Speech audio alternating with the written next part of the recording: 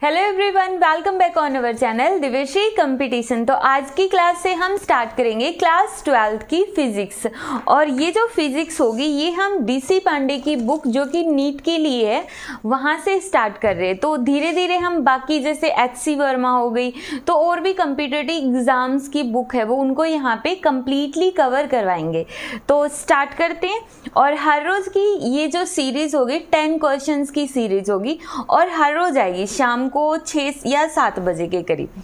ठीक है, तो आप अपना सिलेबस के साथ साथ इन क्वेश्चंस को भी बहुत अच्छे से प्रिपेयर कर सकते हैं। और अपनी जो प्रिपरेशन होगी नीट की क्लास 12th और क्लास 11th से ही स्टार्ट कर सकते, क्लास ड्रॉप करने की नीड नहीं होगी। ठीक है, तो स्टार्ट करते हैं। सबसे फर्स्ट क्वेश्चंस यहाँ पे ये साइड में शो किए जाएंगे, तो वीडियो को पॉज करके खुद भी ट्राई कर सकते हो और आंसर मैच कर लेना। और बाकी हम कर रहे हैं कंटिन्यू। तो सबसे फर्स्ट क्वेश्चन इन्होंने क्या दिया है, the figure shows the electric lines of force emerging from a charged body if the electric field at A and B are. Electric field at A पर इलेक्ट्रिक फील्ड ई ए है और B पर E B है। And if the distance between A and B, A और B के बीच की distance है आर। तो इन्होंने यहाँ पे इस तरह का ये डायग्राम शो कर दिया। यहाँ पे पॉइंट है ए और यहाँ पे पॉइंट है बी और इनके बीच की जो डिस्टेंस है उसको इन्होंने रिप्रेजेंट किया है स्मॉल आर से। ठीक है, तो इसमें इन्होंने पूछा कि बताओ कि इन इलेक्ट्रिक फील्ड के साथ इनके बीच में, इन्होंने यहाँ पे ये पूछा कि इलेक्ट्रिक फील्ड के बीच में क्या रिलेशन है, कौन सी इलेक्ट्रिक फील्ड बड़ी है और कौन सी इलेक्ट्रिक फील्ड छोटी है, तो हमें ये बताना। तो यहाँ पर देखो इसमें हमारा एक फिजिक्स का रूल आता है जो हमने इलेक्ट्रिक फील्ड लाइंस का जो कॉन्सेप्ट स्टडी किया था, जिसकी वीडियो हमारे दूसरे चैनल दिव्यश्री फिजिक्स के ऊपर अवेलेबल है और जिसका लिंक आई बटन में भी मिल जाएगा। तो वहाँ से कॉन्सेप्ट क्लियर कर लो सबसे पहले। तो अब यहाँ पे उसमें हमने क्या बताया था, जहाँ पे बहुत ज़्यादा इलेक्ट्रिक फील्ड लाइंस होगी वहाँ पे इलेक्ट्रिक फील्ड भी क्या होगी, बहुत ज़्यादा। और जहाँ पे इलेक्ट्रिक फील्ड लाइंस बहुत कम होगी वहाँ पे इलेक्ट्रिक फील्ड भी क्या होगी, कम होगी। या फिर इससे अपोजिट दूसरा ये बोल सकते हैं, इलेक्ट्रिक फील्ड क्या होती है, इनवर्सली प्रोपोर्शनल टू डिस्टेंस का स्क्वायर। नीचे क्या होता है, डिस्टेंस का स्क्वायर होता है। यहाँ से अगर डिस्टेंस ज़्यादा है दैट मीन्स इलेक्ट्रिक फील्ड क्या है, कम है, और डिस्टेंस कम है दैट मीन्स इलेक्ट्रिक फील्ड ज़्यादा है। तीसरा वे इलेक्ट्रिक फील्ड की स्ट्रेंथ बताने का, तीसरा क्या है, जहाँ पे इलेक्ट्रिक फील्ड लाइंस क्लोज है, बिल्कुल पास है, दैट मीन्स वहाँ पे इलेक्ट्रिक फील्ड ज़्यादा है। जैसे कि अगर कहीं पे बहुत ज़्यादा भीड़ है दैट मीन्स वहाँ पे पॉपुलेशन बहुत ज़्यादा है। तो सिमिलरली जहाँ पे इलेक्ट्रिक फील्ड लाइंस एक दूसरे के बिल्कुल नज़दीक होगी तो वहाँ पे इलेक्ट्रिक फील्ड क्या होगी, ज़्यादा होगी। तो समझ आए तीनों मेथड। तो तीनों के अंदर से यहाँ पे क्या है, इलेक्ट्रिक फील्ड लाइंस जो ए है, ए पॉइंट के नज़दीक इलेक्ट्रिक फील्ड लाइंस क्या है, क्लोज है, बिल्कुल नज़दीक है। और बी पे जाते ही लाइंस के बीच की सेपरेशन क्या हो गई, बढ़ गई। दैट मीन्स यहाँ पे electric field at A is greater than electric field at B. तो एक क्वेश्चन हो गया, इसका आंसर हमारे पास आएगा आंसर ए। अब जो सेकंड क्वेश्चन है, सेकंड क्वेश्चन को पढ़ो और ट्राई करो। सेकंड क्वेश्चन इन्होंने दिया, the unit of physical quantity obtain by the line integral of the electric field is. कोई फिजिकल क्वांटिटी, हमें नहीं पता कौन सी फिजिकल क्वांटिटी है, बट वो फिजिकल क्वांटिटी किसके इक्वल है, लाइन इंटीग्रल, मतलब इंटीग्रल ऑफ लाइन इंटीग्रल किसका, ऑफ इलेक्ट्रिक फील्ड का लाइन इंटीग्रल है। ठीक है, यहाँ पे ये चीज़ इन्होंने दे दी है तो उसकी यूनिट बताओ। अब बताओ कि ये फिजिकल क्वांटिटी जो है उसकी यूनिट क्या होगी। ठीक है, तो देखो जो इलेक्ट्रिक फील्ड होता है उसकी यूनिट क्या होती है, एक तो न्यूटन पर कूलम। क्यों, क्योंकि इलेक्ट्रिक फील्ड होती है फोर्स डिवाइड बाई चार्ज। तो यहाँ से आ गया न्यूटन पर कूलम और डिस्टेंस की क्या हो गई, मीटर। तो एक यूनिट तो ये बन गई। आंसर मैच करो, क्या कोई ऑप्शन के अंदर ऐसा ऑप्शन है, नहीं है।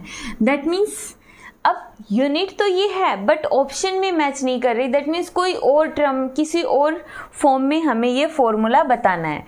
तो और देखो अब यहाँ पर हम क्या कर सकते हैं, इलेक्ट्रिक फील्ड की जगह और कुछ देखो क्या लिख सकते हैं जो हमारे ऑप्शंस के अंदर भी मैच कर जाए। ठीक है, तो यहाँ पर देखो इस तरीके से तो होगा नहीं। अब दूसरा वे देखते हैं, इलेक्ट्रिक फील्ड की जगह हमने एक रिलेशन पढ़ा था E = -dV/dr, मतलब potential divide by distance. Potential को हम मान लो dV से दिखा दे, सिंपल V से दिखा दो। डिस्टेंस, यहाँ पे डिस्टेंस को dl से दिखा रहे तो dl और dl से dl कैंसल, तो यहाँ पे इंटीग्रेशन के अंदर बच गया सिर्फ V। तो इसका मतलब यहाँ से हमने यूनिट निकाल दी सिंपल वोल्ट। तो क्या आंसर मैच हुआ? नहीं हुआ, मतलब अभी भी आंसर मैच नहीं हुआ। तो इसको और तरीका भी हो सकता है। और तरीका क्या होगा, तो यहाँ पर देखो हमारे पास एक फॉर्मूला होता था, वो फॉर्मूला क्या था, वर्क डन किसके इक्वल है, charge into potential, charge into potential. तो यहाँ से पोटेंशियल किसके इक्वल निकल गया, work done divide by charge, work done divide by charge. तो जो यहाँ पे फिजिकल क्वांटिटी आ गई उस क्वांटिटी का ऐसा यूनिट क्या निकली, वर्क डन की जूल और चार्ज की पर कूलम। तो क्या आंसर मैच हुआ, बिल्कुल मैच हुआ, ऑप्शन नंबर सी। तो यहाँ पे जब हमें आंसर मैच करना होता है ना, वहाँ पे थोड़ा सा टाइम लगता है। तो पहले यहाँ पे हमने समझाने में टाइम लिया है, जब तुम इस क्वेश्चन को खुद ट्राई करोगे तो अपने आप ही बहुत जल्दी क्वेश्चन निकलेगा। बस तुम्हें फॉर्मूले पता होने चाहिए कि इलेक्ट्रिक फील्ड का फोर्स डिवाइड बाई चार्ज हो सकता है, इलेक्ट्रिक फील्ड का पोटेंशियल डिवाइड बाई लेंथ हो सकता है, वहाँ से पोटेंशियल का work done divide by charge हो सकता है। तो फॉर्मूले तो लर्न करने ही पड़ेंगे। ठीक है, तो अभी हम स्टार्ट कर रहे हैं थर्ड क्वेश्चन।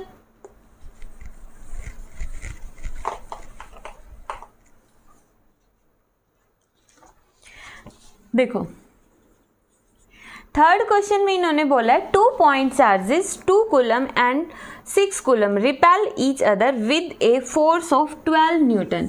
तो मतलब हमारे पास दो चार्जेस है, एक तो +2 कूलम है, एक +6 कूलम है, और इन दोनों के बीच में 12 न्यूटन का फोर्स लगता है। If A charge of -4 coulomb is given. अब इन्होंने क्या कर दिया, -4 कूलम इसमें ऐड कर दिया और -4 कूलम इसके अंदर ऐड कर दिया। ठीक है, तो इन्होंने बोला है कि अब बताओ नया फोर्स कैसा होगा और कितना होगा। जब यहाँ पे 2 कूलम था, यहाँ पे 6 कूलम था, तो उनके बीच फोर्स था 12 न्यूटन। जब हमने -4 ऐड कर दिया तो कितना बच गया, -2। यहाँ पे कितना बच गया, +2 कूलम। तो अब चार्जेस अलग अलग हो गए, ये पॉजिटिव ये नेगेटिव। तो इतना तो पता चल गया कि जो फोर्स होगा वो कैसा होगा, अट्रैक्टिव होगा। ठीक है, अब हमें क्या निकालना है, इसके अंदर मैग्नीट्यूड निकालना कि फोर्स का मैग्नीट्यूड कितना होगा। तो देखो जो फोर्स होता है डायरेक्टली प्रोपोर्शनल होता है चार्जेस की प्रोडक्ट के। डिस्टेंस तो दोनों केसेस में सेम रहेगी, तो हम सिर्फ फोर्स ले लेते हैं। ये हो गया final Q1 dash Q2 dash, simple. अब हमें निकालना है F डैश। तो हम क्या करेंगे, इसको इक्वेशन 2, इसको इक्वेशन फर्स्ट। तो dividing equation 2 by equation first, equation second को इक्वेशन फर्स्ट से डिवाइड कर दो। तो क्या आएगा, F dash divide by F directly proportional to Q1 dash Q2 dash divide by Q1 Q2, simple. तो Q1 डैश कितना है, Q1 डैश नए वाला चार्ज होगा 2 कूलम और Q2 का भी 2। Q1 कितना था, स्टार्टिंग वाला 2, और Q2 स्टार्टिंग में कितना था, 6 था। तो कितना आ गया, 2 से 2 3। तो F डैश किसके इक्वल आ गया, F डिवाइड बाई 3। और पहले वाला फोर्स कितना है, 12 डिवाइड बाई 3 मीन्स 4 न्यूटन। ठीक है, तो हमारा आंसर आ जाएगा option number B, means 4 newton attractive force. तो ये ऐसे ऐसे क्वेश्चंस ना बहुत बार पूछे जाएंगे।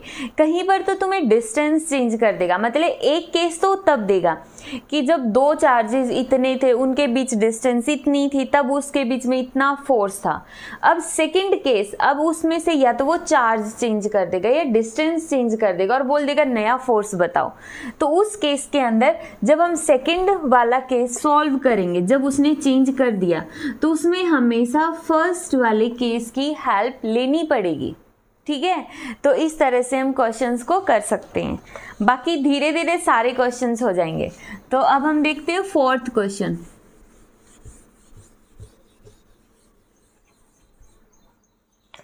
फोर्थ क्वेश्चन है, 3 equal charges are placed on the 3 corner of a sphere।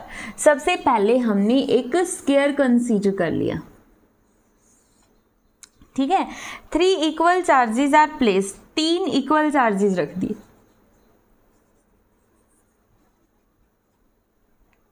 ठीक है, और ये तीनों के तीनों चार्जेस जो हैं वो इक्वल हैं।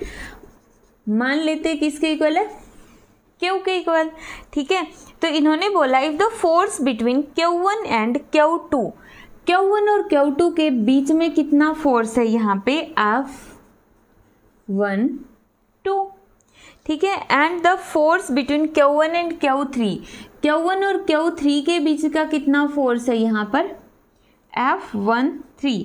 तो इन्होंने बोला है कि रेशियो फाइंड आउट करो, find out the ratio of F1 2।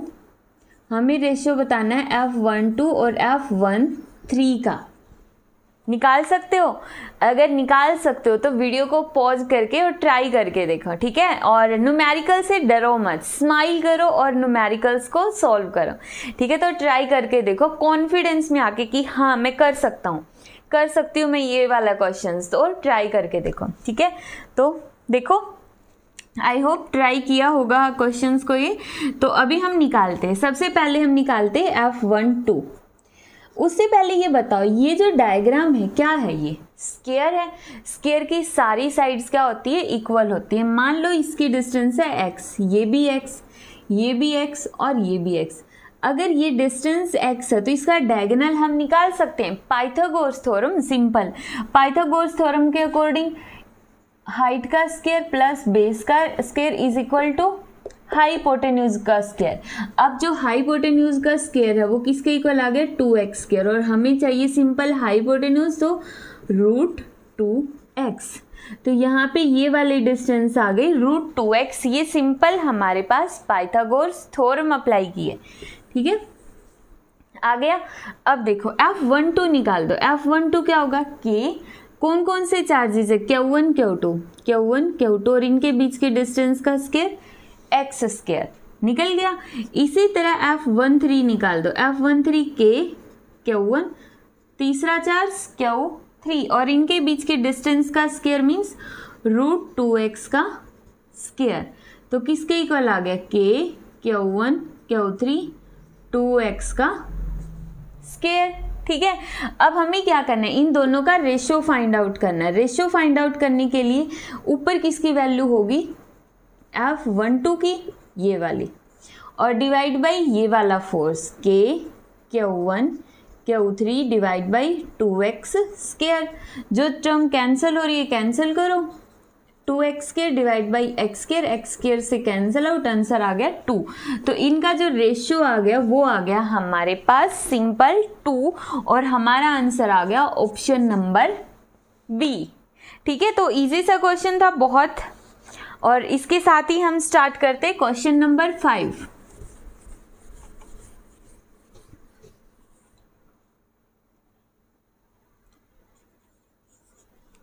Question number 5 के अंदर देखो इन्होंने क्या बोला, the insulation property of air. Air की जो इंसुलेशन प्रॉपर्टी है breaks down at electric field.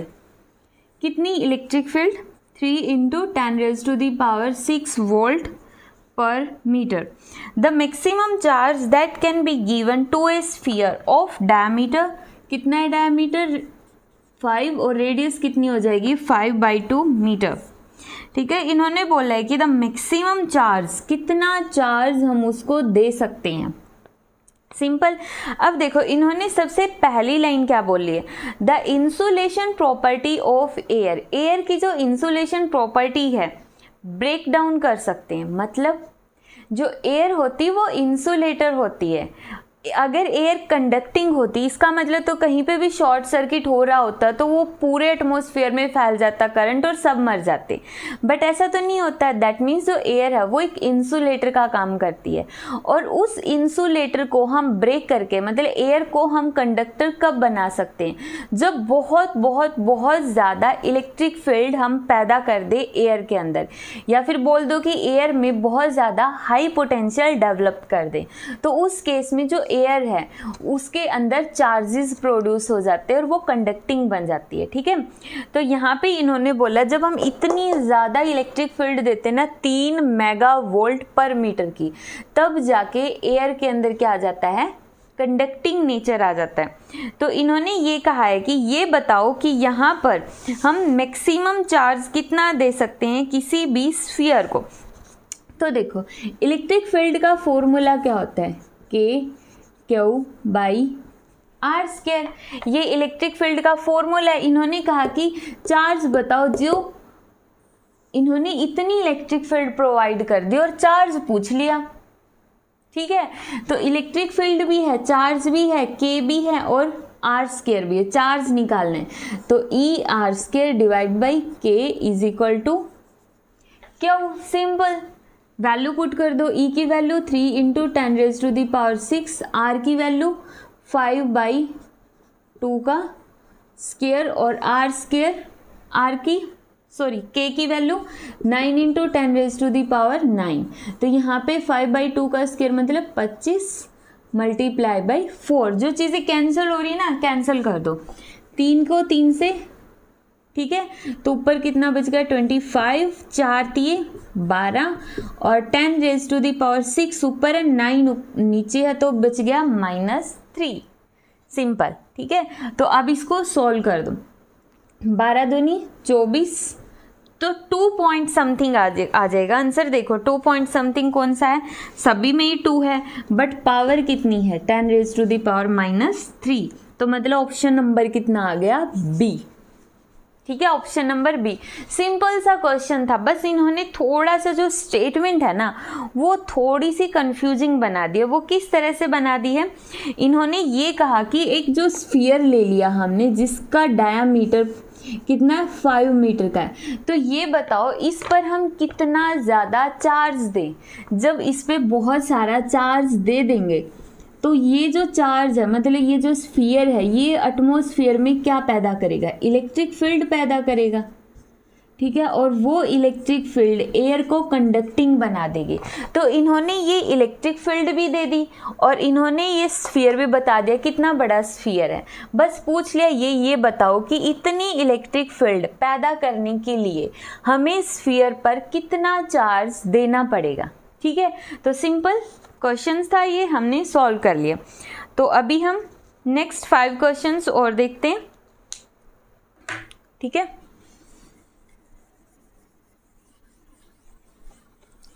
जो क्वेश्चंस होते हैं सबसे पहले तो उनके लिए थ्योरी को एक बार रीडिंग पक्का लिया करो। जब तक थ्योरी क्लियर नहीं होगी क्वेश्चंस कभी नहीं आएंगे। और उससे भी पहले द मोस्ट इंपॉर्टेंट चीज़ जो मैं हमेशा बोलती हूँ, न्यूमेरिकल्स के नाम पे ना एक स्माइल लेकर आया करो।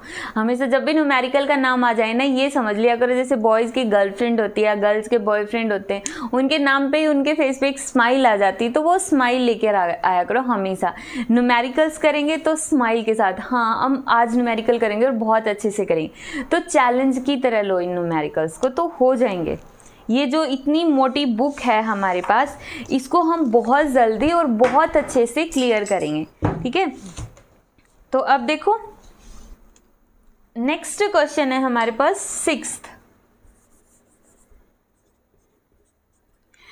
क्वेश्चन है the electric field near a conducting surface. एक हमारे पास कंडक्टिंग सरफेस है, मतलब जो करंट पैदा करता है, जिसको अगर हम हाथ लगाएंगे और उसमें करंट है तो हम मर जाएंगे, मतलब शॉक लग जाएगा हमें। ठीक है, having a uniform surface charge density sigma is.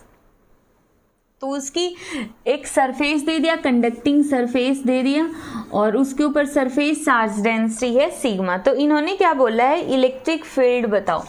इसके नज़दीक नज़दीक इस साइड भी हो सकती है इलेक्ट्रिक फील्ड, इससे अपोजिट साइड, मतलब इस तरह से है, या तो ये इलेक्ट्रिक फील्ड इसके इस साइड होगी या इलेक्ट्रिक फील्ड इसके इस साइड होगी। एक साइड में हमें इलेक्ट्रिक फील्ड बतानी है कितनी होगी, ठीक है। तो इलेक्ट्रिक फील्ड का फॉर्मूला बताओ कितना निकल कर आएगा, यहां से सिंपल है, सिग्मा बाई एप्सिलॉन नॉट, ठीक है, मीन्स ऑप्शन नंबर सी। और electric field are always normal to the surface, किसी भी सरफेस के ऊपर इलेक्ट्रिक फील्ड हमेशा नॉर्मल होती है, 90 डिग्री का एंगल बनाती है, ठीक है। तो यहाँ पे क्वेश्चन आता है कि इसको हम सिग्मा बाई 2 एप्सिलॉन नॉट क्यों नहीं ले सकते, क्योंकि जो हमने गॉस थ्योरम पढ़ी थी उसकी एप्लीकेशन के अंदर तो हम जो इलेक्ट्रिक फील्ड निकालते हैं वो सिग्मा बाई 2 एप्सिलॉन नॉट है। तो इसके दो रीज़न है, सबसे पहला तो ये वाला कोई ऑप्शन ही नहीं है, तो इसका मतलब ऑप्शन ही ये बच गया। दूसरा, इन्होंने ये नहीं बताया कि जो कंडक्टिंग सरफेस है वो थिन है या फिर थिक है, मोटा है। अगर थिक है तो इस जैसे इस तरह से बन जाएगा ये, अगर ये मोटा सरफेस होता तो इस तरह से बन जाता ये पूरा का पूरा डायग्राम। तब तो ऑब्वियसली जब हम एक की वजह से इस वाले सरफेस की वजह से इतनी और इस वाले सरफेस की वजह से इतनी और ओवरऑल कितनी रह जाती, ये वाला। मतलब ये जो कॉन्सेप्ट हम थ्योरी में अच्छे से क्लियर कर चुके, तो वहां से अच्छे से समझ लेना। अगर मोटा सरफेस है दैट मीन्स इसका एक इस साइड वाला सरफेस इसकी वजह से इलेक्ट्रिक फील्ड और एक उस साइड वाले सरफेस की वजह से इलेक्ट्रिक फील्ड, दोनों की वजह से ये आ गई और ऐड होके इतनी निकल गई। और अगर बिल्कुल पतला सा है, मतलब खुद ही एक पेज के जैसा ही है, तो इलेक्ट्रिक फील्ड सिर्फ इतनी बनती है, सिग्मा बाई 2 एप्सिलॉन नॉट, ठीक है। तो नेक्स्ट क्वेश्चन है 7th। A metallic solid sphere is placed in uniform electric field. The line of force follow the path shown in figure. तो ये बताओ कि जो इलेक्ट्रिक फील्ड लाइंस है कौन सा पाथ फॉलो करती है। बहुत इंपॉर्टेंट एंड बहुत इंटरेस्टिंग क्वेश्चन है ये। तो इस तरह से सीधा गया एक लाइन, दूसरी लाइन इस तरह से गई, तीसरी लाइन इसके अंदर से गई और चौथी लाइन इस तरह से गई, ठीक है। तो बताओ इनमें से कौन सी लाइन एग्जैक्टली सही है। इलेक्ट्रिक फील्ड लाइंस है और ये सरफेस है, ठीक है, मेटल का बना हुआ सरफेस है। तो इनमें से 3 लाइंस हमने गलत ड्रॉ की हुई है, तुम्हें सिर्फ एक लाइन छोड़नी है, बाकी सभी को रब करना है। तो देखो सबसे पहले हमें ये प्रॉपर्टी पता होनी चाहिए इस क्वेश्चन का आंसर देने के लिए कि जो इलेक्ट्रिक फील्ड लाइंस होती है perpendicular to the surface, metal के सरफेस पे वो हमेशा परपेंडिकुलर होती है। अगर ये बात पता है तो क्वेश्चन आ गया। ये जो लाइन है, क्या ये तुम्हें एंगल 90 का दिख रहा है? ये कितना बड़ा एंगल है और ये बिल्कुल छोटा सा, तो नहीं हो सकती। सेम ये भी नहीं हो सकती, ये भी नहीं हो सकती। सिर्फ ये वाली जो लाइन है ना, यही क्या बनती है, 90 डिग्री का एंगल बनाती है। और जो अंदर एग्जिस्ट ही नहीं करती इलेक्ट्रिक फील्ड, तो हम अंदर वाली तो लाइंस वैसे भी नेग्लेक्ट कर देंगे, क्योंकि मेटल के अंदर इलेक्ट्रिक फील्ड होती है 0। तो अंदर तो अंदर इलेक्ट्रिक फील्ड लाइंस कभी भी एग्जिस्ट ही नहीं करेगी। तो इसका मतलब जो सेकंड और थर्ड है ये तो वैसे ही कैंसिल हो गया, ये तो आंसर आ ही नहीं सकता, क्योंकि मेटल के अंदर इलेक्ट्रिक फील्ड नहीं होती है। तो रह गया फर्स्ट और फोर्थ। फर्स्ट और फोर्थ में एंगल का कॉन्सेप्ट लगा लो, ठीक है, तो हो गया। अब 8th question,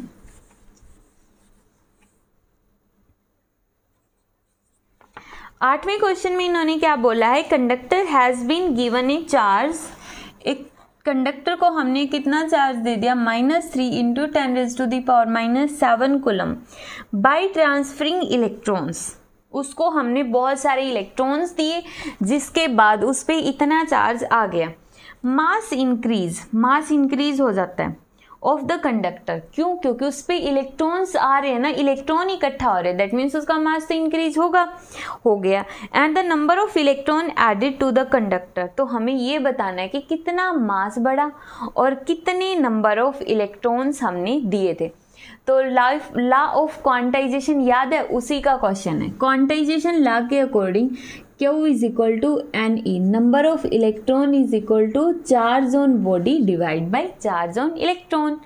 charge on body कितना है, ऊपर दिया हुआ तो है 3 इंटू 10⁻⁻7, इलेक्ट्रॉन पे चार्ज 1.6 इंटू 10⁻⁻19। पॉइंट हटा दो, ऊपर 0, कैंसिल करो, 2 8 16, 2 15, तो कितना आ गया 15/8, 10⁻⁻7 -19 ऊपर गया +19। Number of electron is equal to कितना आया यहाँ पे, कैंसिल कर दो, इसको कैंसिल करके बताओ 8, डिवाइड कर लो सिंपली, अगर पॉइंट्स में निकालना है तो 8, कितना बच गया 7, 0, पॉइंट लगा दो 8, 1.8 इंटू 10⁻12, नंबर ऑफ इलेक्ट्रॉन्स इतने आ गए।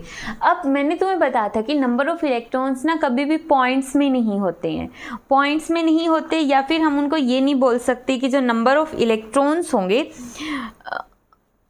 उस फॉर्म में होंगे, रेशनल फॉर्म में नहीं होंगे। बट यहाँ पे ध्यान से देखो, यहाँ पे 12 है तो पॉइंट को तो हम हटा सकते हैं, बट पॉइंट हटाने से पहले हम अपना आंसर मैच कर लेते हैं। आंसर के अंदर कहीं पे 1.8 इंटू 10⁻12 है, मैच करो। सिर्फ 10⁻12 एक ही ऑप्शन में है, ऑप्शन नंबर डी में, बट उसमें यहाँ पे 2 है, तो फिजिक्स के अंदर राउंड ऑफ वाला रूल यूज करो। 1 पॉइंट के बाद अगर 5 से बड़ी टर्म है तो वो ऐड हो जाता पहले वाले में 1, तो इसको हम अप्रोक्सीमेट क्या लिख सकते हैं, 2 इंटू 10⁻12 इतने इलेक्ट्रॉन्स। ठीक है, तो इतने इलेक्ट्रॉन्स और हमारा ऑप्शन नंबर डी आ गया।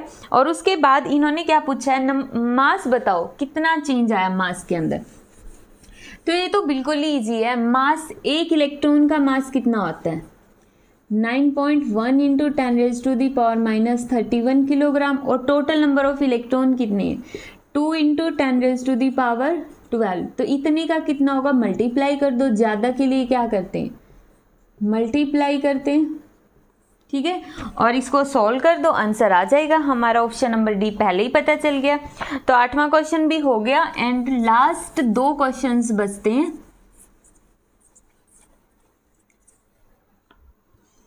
Question number 9, 2 point charges 20 microcoulomb, एक तो कितना है 20 माइक्रोकूलम एक चार्ज, एंड 80 माइक्रोकूलम, और दूसरा कितना है 80 माइक्रोकूलम। 2 चार्जेस है और उनके बीच की डिस्टेंस कितनी है 10 centimetre. Where will the electric field strength be 0 on the line joining the charge, तो कहाँ पर इलेक्ट्रिक फील्ड स्ट्रेंथ 0 होगी, समझ आया। 2 चार्जेज है, इनके बीच की डिस्टेंस 10 सेंटीमीटर, हमें ये बताओ कहाँ पे इलेक्ट्रिक फील्ड 0 होगी, और जो डिस्टेंस है 20 माइक्रोकूलम से बतानी है हमें। ठीक है, हमें भी नहीं पता कहाँ पे होगी। मान लेते इस डिस्टेंस पे इलेक्ट्रिक फील्ड कितनी हो जाएगी 0, और ये डिस्टेंस कितनी है 20 से बताना था, तो 20 से हमने मान लिया इसकी डिस्टेंस कितनी है x है। तो यहाँ पर देखो, जहाँ पर इलेक्ट्रिक फील्ड हमें निकालनी होती है वहाँ पे +1 कूलम चार्ज हम एज्यूम कर लेते हैं। ये हम थ्योरी में स्टडी कर चुके हैं। +1 कूलम चार्ज हमने एज्यूम किया, तो इलेक्ट्रिक फील्ड का फॉर्मूला प्लस, ये भी प्लस और ये भी प्लस, सारे प्लस हैं, तो इसका मतलब ये प्लस रिपेल करेगा इलेक्ट्रिक फील्ड की डायरेक्शन उस तरफ। E1 किसके इक्वल आ गई K, क्या वो कितना है 20 माइक्रो, और इसके बीच की डिस्टेंस x स्क्वायर। E1 निकल गया। अब ये भी तो पॉजिटिव है, ये भी पॉजिटिव है, तो ये पॉजिटिव इसको रिपेल करेगा इस तरफ, तो इलेक्ट्रिक फील्ड आ गई E2 के 80 माइक्रो, और डिवाइड बाई इनके बीच की डिस्टेंस 10 - x का स्क्वायर। अभी हमने बोला है कि यहाँ पे 2 इलेक्ट्रिक फील्ड निकल गए, और हमने क्या कहा कि जो टोटल इलेक्ट्रिक फील्ड है 0 है। दैट मीन्स अब E1 इस तरफ है और E2 इस तरफ है, दैट मीन्स दोनों क्या होंगे इक्वल होंगे। E1 is equal two equal, तभी यहाँ पे एक दूसरे को कैंसल आउट करके टोटल इलेक्ट्रिक फील्ड 0 दे सकते हैं। इक्वल है तो इक्वल पुट कर दो, 20 micro divide by x square, तो यहाँ पे के 80 micro divide by 10 minus x का स्क्वायर, के से के, माइक्रो से माइक्रो, 0 से 0, एक्स स्क्वायर तो कैंसिल नहीं होगा, ठीक है। 2 से ये 4, तो कितना बन गया 1 बाई एक्स स्क्वायर और यहाँ पे 4 बाई 10 माइनस एक्स का स्क्वायर। इसके बाद क्या होगा, अब हमें क्या करना, दोनों साइड रूट ले लो, ठीक है। दोनों साइड हमने रूट लिया, यहाँ पे कितना आ गया 1 बाई एक्स और यहाँ पे 2 divide by 10 minus x, root लिया है ना, तो 4 का रूट 2, 10 माइनस एक्स स्क्वायर का 10 माइनस एक्स, क्रॉस मल्टीप्लाई कर दो। जब हम क्रॉस मल्टीप्लाई करेंगे कितना आएगा 2x is equal to 10 minus x, मतलब 3x by 3x is equal to 10 और x is equal to 10 by 3, और हमारा आंसर कितना आ जाएगा, ये था सेंटीमीटर में, तो हमारा आंसर इतना आ जाएगा सेंटीमीटर में, ऑप्शन नंबर सी। मीटर में पॉइंट्स में निकाल लेना, तो ऑप्शन नंबर सी आ जाएगा, ठीक है। और आज का हमारा सबसे लास्ट क्वेश्चन है क्वेश्चन नंबर 10, तो हम करते क्वेश्चन नंबर 10।